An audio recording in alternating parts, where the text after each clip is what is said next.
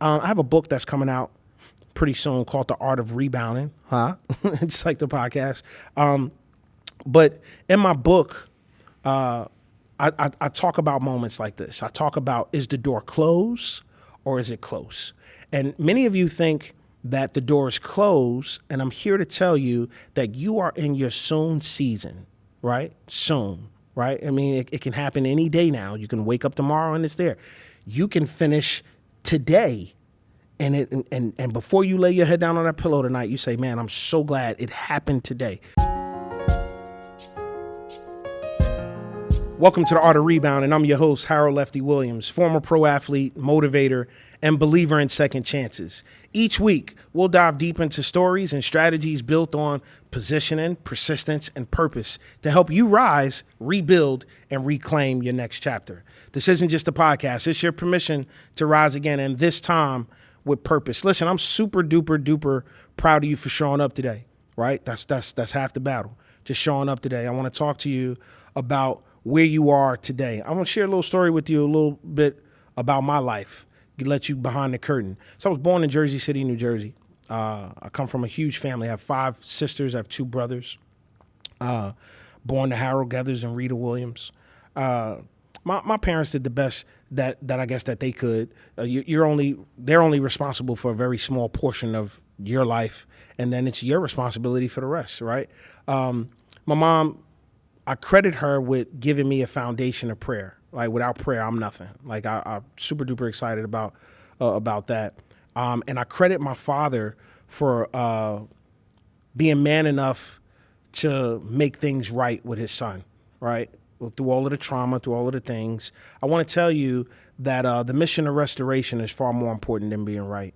And if you're stuck on being right, it'll never be right. There are things in your life that you'll go through, so many things that'll happen, and it won't go your way. And sometimes it will, but most times it won't. You have to be in a mindset and in a place, in a position that you are willing to actually own your stuff, leave whatever's not yours on the table, and then be okay with understanding that everybody is human. And then just because you forgive does not always mean that you have to invite them back into your life. But I think in order for you to grow, you have to come to a place where you are willing to be able to forgive and offload some things and move on, because that's what a rebound is. That's what a rebound is. A rebound is grabbing the opportunity from a missed shot, right? From a missed shot, right? And I was really good at that on and off the court. I had to bounce back a lot in my life. I know what it's like to be let go from a team. I know what it's like to, okay, well, what's next? Okay, well, now I'll go to Nottingham, England. I know what it's like to play in Nottingham, England. Okay, well, what's next? Okay, well, now I'm going to go play in Luxembourg, Germany. I know what it's like to do that. Okay, oh, wow, all right. Now I got to take my talents to Asia. Let me head on down to Japan, to Yokohama, to Okinawa, to Camp Fuji, right, to Narita. You can't stay still, right? You got to keep going. I remember when and I shared this on my show, The Real Stories of Basketball, with LeBron James and Math. It's on Apple TV, it's on Hulu, and it's on Vice Sports. I shared this, that I had lost one of my children and almost lost my wife. The doctors couldn't stop the bleeding. And I couldn't do nothing about it. I was in a whole nother country. I was away. I was a 12-hour plane ride away, right? And I ended up talking to my wife, getting on the phone with her, because she had called me. And usually, that was weird too, because usually she does not, by the time I get to the arena, she let me lock in. There's no communication until after the game. And so that was weird. And then her giving me the news of the loss of a child, that was, it wasn't weird. It was shocking. It was devastating. But then I heard so much peace centered around her. It was unbelievable. I was like, wow. And she said they need to get me to surgery. And I'm like, wait, can't they wait till I get home? I was so, like, I don't know where my mind was. But I ended up speaking to the doctor, Dr. Zich, and thank you for saving my wife's life, Dr. Zich. He said, I don't even know if she has an hour to live. We have to get her to surgery. you know, and okay, put her back on the phone, and she says, I'm okay. I'm going to be all right. I've already prayed about it. I want you to know that I love you. I'll talk to you soon, right? And I want to pause there because I think some people, whatever it is that you're going through, I think that we tend to forget about the soon moment, right? In our mind, we talk about it'll be all right, or we say things out of our mouth like, yeah, I got hope and I think it's going to be okay. But we don't often stick there and actually really believe that. We don't dwell there. We don't sit in that soon, because soon is closer than what you think. I have a book that's coming out pretty soon called The Art of Rebounding. It's like the podcast. But in my book, I talk about moments like this. I talk about, is the door closed or is it close? And many of you think that the door is closed, and I'm here to tell you that you are in your soon season, right? Soon, right? I mean, it can happen any day now. You can wake up tomorrow and it's there. You can finish today, and before you lay your head down on that pillow tonight, you say, man, I'm so glad it happened today, right? So the door is not closed, it's close, right? I talk about the weight, the heaviness of the weight. And you've been waiting and you've been waiting and you've been disappointed, disappointment after disappointment. I'm here to tell you that I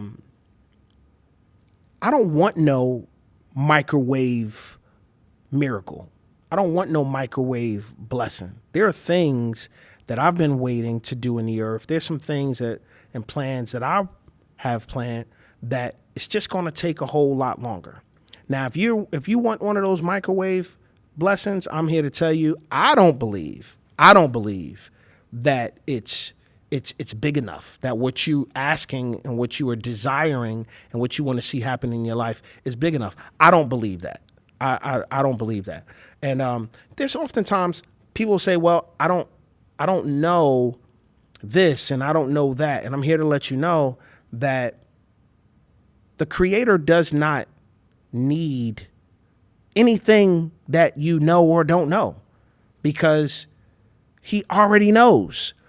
What we need now is mindset. You have to put on that mindset and say, this is what I'm doing. Fear does not exist. Fear is false evidence appearing real. I'll say it again. Fear does not exist. Fear is false evidence appearing real. And I just want you to know that if you move fear out of the way and you start using your proper code, which is I am, right? And every time you say I am and you speak what that I am is, things begin to happen. And I know that you can do this. I know that you can do this. You just have to not be afraid to enter the corridor experience. Let's talk about the corridor for a second, right? So if you're able to grab a pen and jot down some notes, I would recommend you do that, because I'm getting ready to shift your mind and blow your mind like never before, okay? So the corridor experience, the corridor experience is where you step into this place, right? You walk in, the door behind you closes shut. Boom. Right? Now, it's scary. It might be a little bit dark in that hallway, right?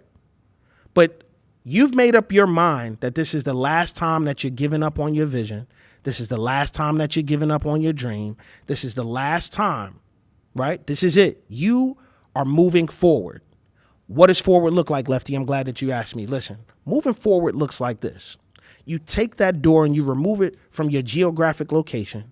Now, what seemed like a door that you entered, when you look at it and you turn around and look, it's now a dead end.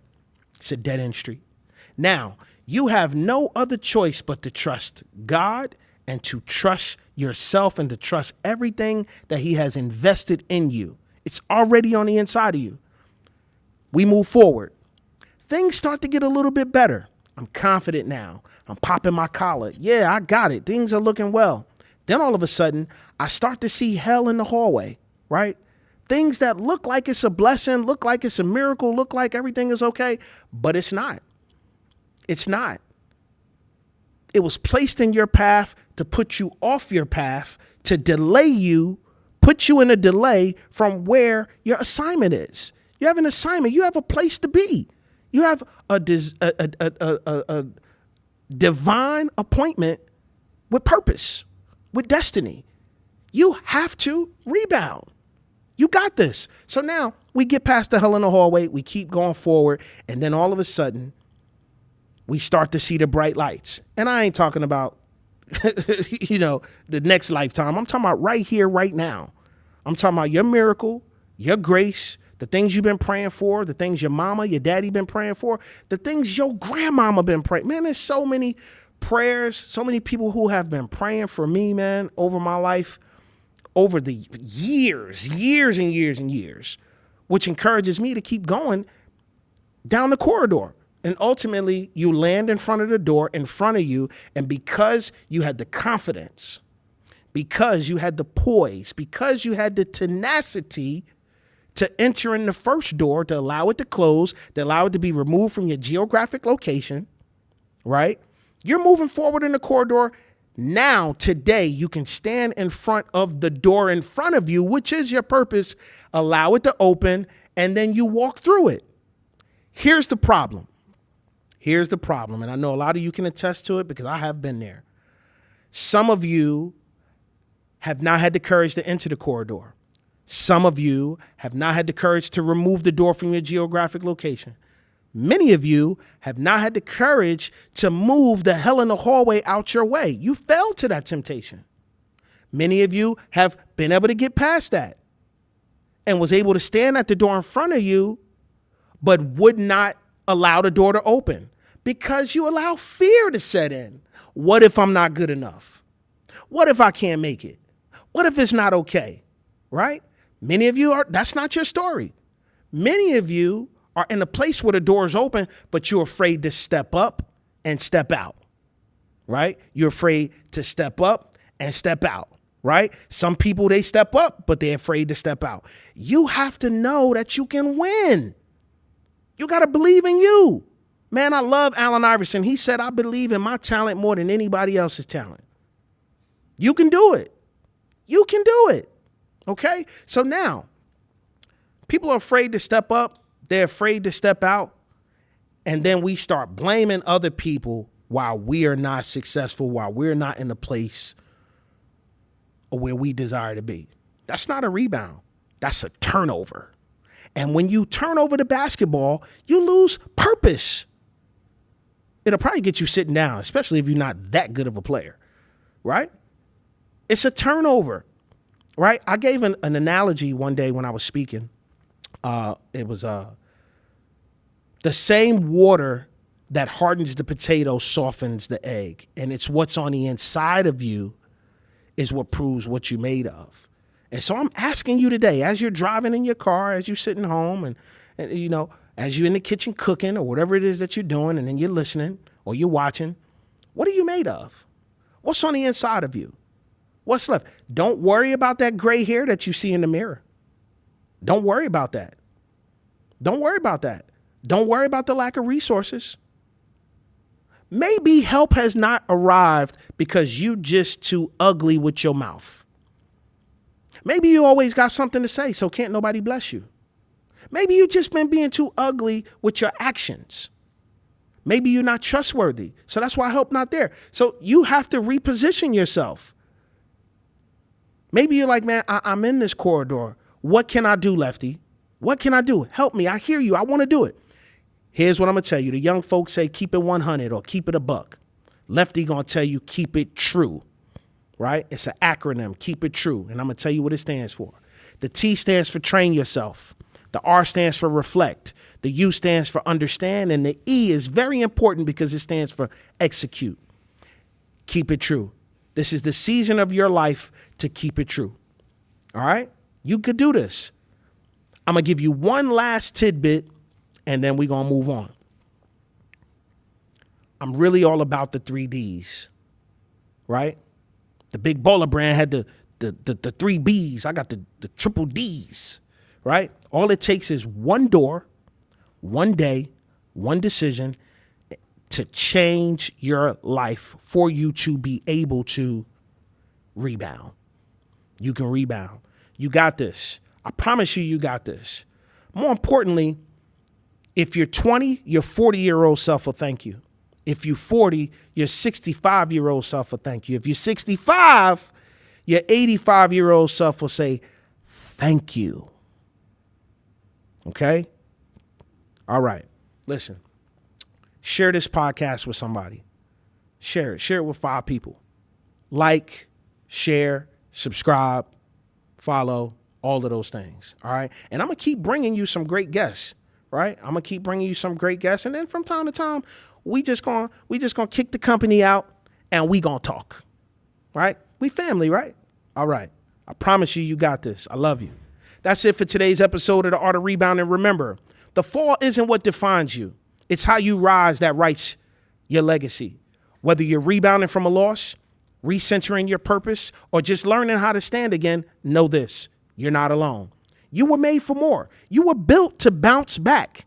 Until next time, keep showing up, keep positioning yourself, keep pushing with purpose, because your rebound, it's not just coming. It's already in motion. Find me on social media at all platforms at Lefty Williams 42. I'm always down to hear about your comebacks. I want to hear how you were able to bounce back and get in position. I promise you I want to hear it. All right? So don't be afraid to reach out.